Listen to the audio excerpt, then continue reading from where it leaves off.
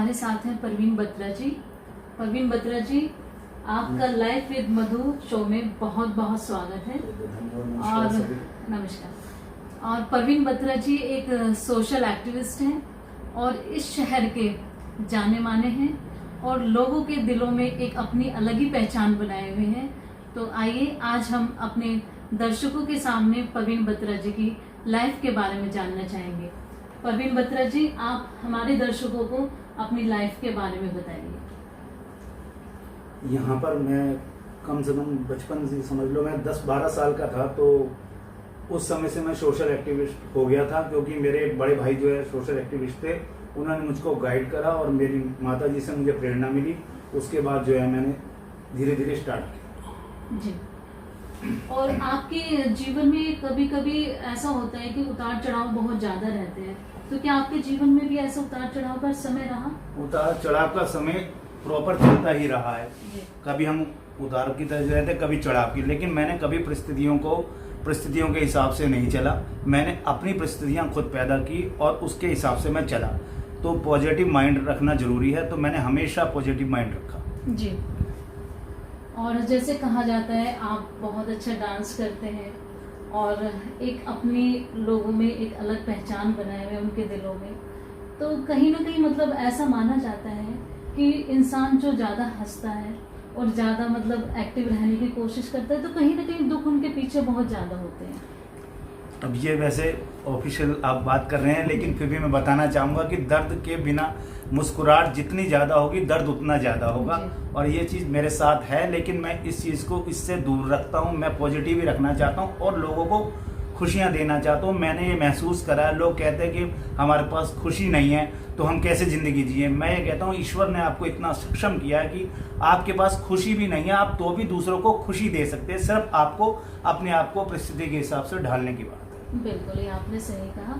और कभी कभी ऐसा हो जाता है कि इंसान की लाइफ में ऐसा दौर आता है कि इंसान बहुत बुरी तरह से टूट जाता है। तो क्या कभी आपकी लाइफ में भी ऐसा दौर आया कि आपने मतलब एक बार ये सोचा हो कि मेरा जो समय है वो इतना संघर्षपूर्ण रहा है और क्या जीवन दिया है ईश्वर ने मुझे, तो क्या कभी ऐसा ख्याल आया? मेरे जीवन में 18 साल पहले इस तरीके की स्थिति आई थी और 18 साल से अभी तक मैं उस स्थिति से जूझ रहा हूँ। तो मेरे को लगता है, लेकिन मैंने ये महसूस किया है कि मैं उस परिस्थिति से बाहर आने के लिए मुझको लोगों की खुशियों को अपनी खुशियां बनाना पड़ेगा। मैंने उस खुशी को अपनी खुशी बनाकर और मैं जीवन को वैसे ही जी रहा हूँ जैसे ये मेरी खुशी है। तो मैं जीवन को बड़े अच्छे से जी पा रहा हूँ जी।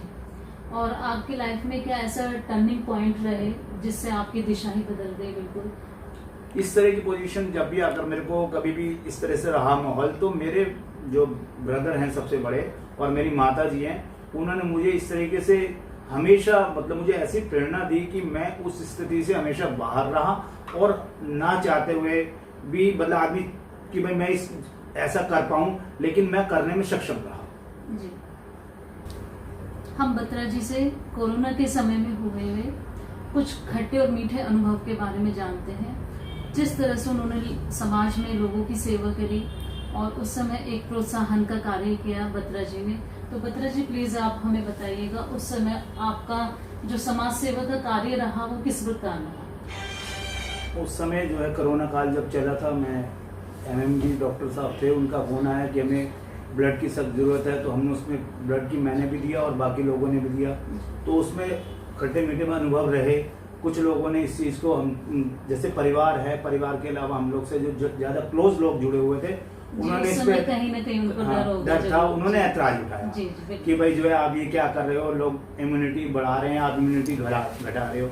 तो लेकिन फिर भी मैंने उस परिस्थिति से निपटा, उनको समझाने का प्रयास करा और कुछ अच्छे अनुभव मुझे इस तरीके से मिले। वाल्मीकि समाज को लेकर मैंने फॉगिंग कराना और जो है सैनिटाइजर सब कराया था।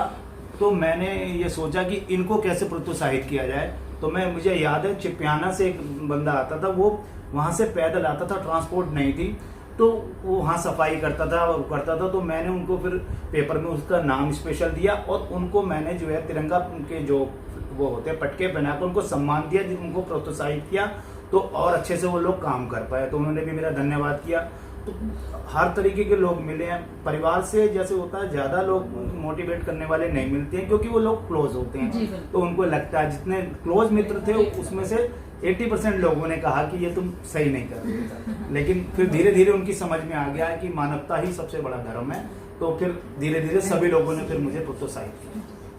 देखिए बत्रा जी ने एक मानवता की मिसाल पेश करी है सभी के सामने, और मैं भी यही कहना चाहूँगी कि जीवन में हमारा जो मनुष्य जन्म मिला है वो बहुत कम लोगों को मिलता है, और कहीं ना कहीं समाज हित के लिए हमें सेवा करने के लिए हमेशा तत्पर रहना चाहिए।